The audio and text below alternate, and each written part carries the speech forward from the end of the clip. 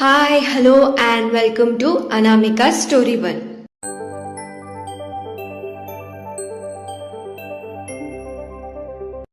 ఇవాళ మనం వినబోయే కథ మీరా, చాప్టర్ 138.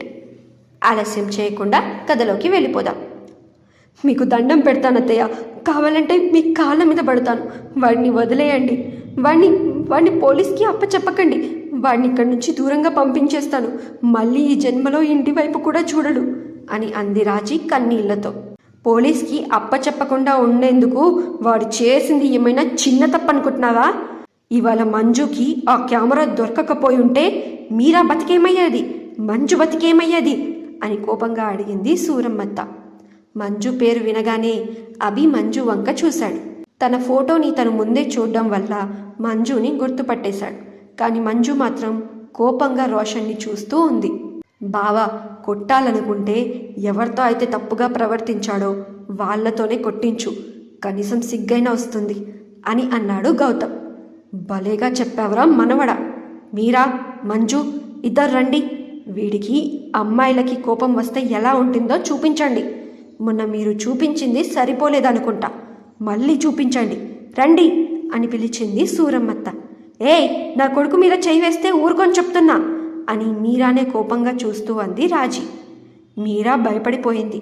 తన కళ్ళల్లో నుంచి నీళ్లు కారిపోతూ ఉన్నాయి. తనకి కెమెరా అంటే ఏంటో తెలియదు, కానీ అందరూ అన్న దాన్ని బట్టి రోషన్ నిజంగా చాలా తప్పు చేశాడని అర్థమైంది. తనకి చాలా భయం కూడా వేసింది. మీరా అలా భయపడుతూ బేలగా మొహం ఉన్న మొహాన్ని చూసి అభికి తన చెల్లి గుర్తొచ్చేసింది. తన చెల్లి కూడా ఎప్పుడూ ఇలానే అమాయకంగా ఏడుస్తూ భయపడుతూ ఉండేది. మీరా కళ్ళల్లో కన్నీళ్లు అభి కూడా చూడలేకపోయాడు. రోషన్ మీద తనకి కూడా చాలా కోపం వచ్చేసింది. మంజు ధైర్యంగా ముందుకు వచ్చి ఒకటి చెంప మీద గట్టిగా కొట్టింది.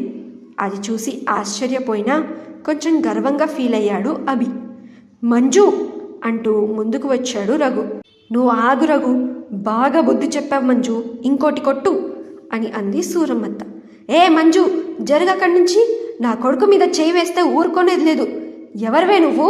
ఈ ఇంటి పనిదానివి అంతే అని ఉక్రోషంతో అంది రాజీ. కానీ సూరమ్మత్త తన చెయ్యిని పట్టుకొని ఉండడం వల్ల తను ముందుకు వెళ్ళలేకపోయింది. పనిదాన్ని కాబట్టే ఇలా కొట్టి వదిలేశాను. అదే వేరే ఆడపిల్లనయ్యుంటే ఈ పాటికి చెప్పుతో కొట్టేదాన్ని అని గట్టిగానే సమాధానం చెప్పింది మంజు. ఏయ్, ఏంటే నా ముందే నీ నోర్లేస్తుంది అని అంది రాజీ. చెయ్యి లెగలేదు, సంతోషించు. కొడుకు ఇలా చేశాడు అని తెలిసాక వాడికి బుద్ధి చెప్పాల్సింది పోయి నన్నంటావా? అసలు నువ్వు ఆడదానివేనా? అసలు ఆ కెమెరాలో ఏముందో అది బయటికి వస్తే మా జీవితం ఏమయ్యేదో ఆలోచించావా? ఆ మాత్రం ఇంకిత జ్ఞానం కూడా లేదా నీకు? నా కొడుకు అంటున్నావు కదా, వెనకేసుకొస్తున్నావు కదా, కొడుకుకి మంచి బుద్ధి చెప్పాలని కూడా లేదా నీకు అని అంది కోపంలో మంజు. దానికంత బుద్ధి ఉంటే వీడిలా ఎందుకు తయారవుతారు మంజు అని అంది సూరమ్మత్త. రఘు ముందుకు వచ్చి మంజు చేయి పట్టుకొని వెనక్కి లాగి, మంజు ఊరుకో అని క్షమించండమ్మా అని అన్నాడు రఘు. నువ్వెందుకు క్షమించమని అడుగుతున్నావురా? వీడు అడగాలి, అది కూడా మంజు కాళ్ళ మీద పడి అని అంది సూరమ్మత్త. మంజు మాత్రమే కాదు బామ్మ, మీరా కాళ్ళ మీద కూడా పడాలి అని అంది వైదేహి కోపంగా రోషన్ని చూస్తూ. ఏ వైదేహి, ఏంటే నోర్లేస్తుంది? చక్రి, నీ భార్యను అదుపులో పెట్టుకోరా అని అంది రాజీ. అదుపులో పెట్టుకోవాలా? అత్త, మీరా స్థానంలో లేదా మంజు స్థానంలో నీ కూతురుండుంటే నువ్వు ఇదే మాట అంటావా అని సూటిగా అడిగాడు చక్రి. రేయ్ చక్రి అంటూ గట్టిగా అరిచింది రాజీ. ఏ అత్త, నీ కూతురు గురించి తప్పుగా వినలేకపోతున్నావు కదా? మరి నీ కొడుకు వాళ్లతో తప్పుగా ప్రవర్తించడానికి ప్రయత్నించాడు, దానికి ఏమంటావు అని అడిగాడు చక్రి కోపంగా. వాళ్ళిద్దరేమైనా పత్తిత్తులా? ఒక్కతేమో శనిలా దాపరించింది, ఇంకోతేమో ఇంట్లో పని చేసేది. నా కొడుకు ఏదో వాళ్ళ మీద మోజుపడ్డాడు, దాంట్లో తప్పేంటిరా అని పొగరుగా కొడుకుని సమర్థిస్తూ అంది రాజీ. ఈసారి సూరమ్మత్తకి చాలా కోపం వచ్చేసి చెంప మీద ఒక్కటి పీకింది. ఈ చెంప దెబ్బ ఆ రోజే కొట్టుంటే ఈరోజు నువ్వు ఇలా తయారయ్యేదానివే కాదు, నీ కొడుకు ఇలా ఉండేవాడే కాదు. కానీ నా అన్న మొహం చూసి నా మేనల్లుడి మొహం చూసి వదిలేశా అని అంది సూరమ్మత్త. అత్తయ్య అని రోషంతో అరిచింది రాజీ. ఏంటే అత్తయ్య అని సూరమ్మత్త ముందుకు వెళ్ళబోయింది. అమ్మా, ఏం జరిగింది అసలు? ఎందుకు దీన్ని అలా కొడుతున్నావు అంటూ లోపలికి వచ్చాడు సూరమ్మత్త కొడుకు మూర్తి.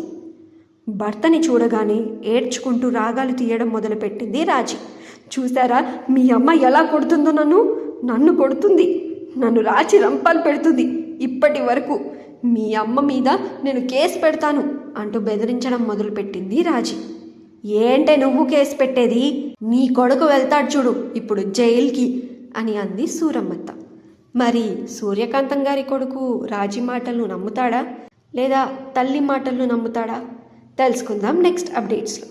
వింటూనే ఉండండి ఈ స్టోరీ మీరా, మీ అనామిక స్టోరీ వరల్డ్ ఛానల్లో మీ host అనామికతో.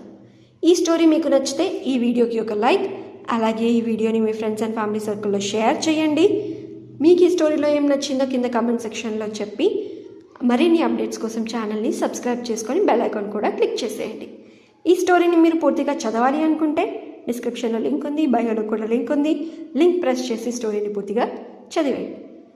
Thank you so much for listening. Thank you so much for your love and support. Take care and bye bye.